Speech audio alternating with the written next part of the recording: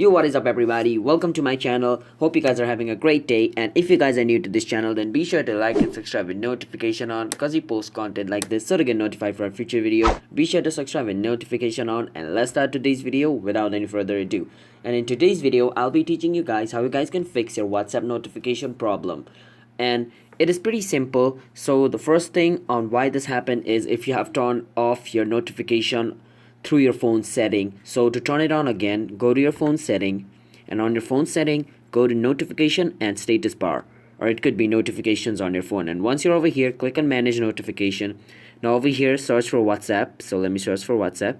So WhatsApp is over here. So if your allow notification is off over here, make sure to turn it on. And if it still doesn't fixes the problem, then the second thing you can do is check if your WhatsApp is up to date. For this, you can go to your Play Store and check if your WhatsApp is up to date. Let me check. So as you guys can see, there's an open button over here. So if there was an update button instead of open, that means my WhatsApp is not up to date and I need to update it. So if you guys also have update button, then make sure to update your WhatsApp.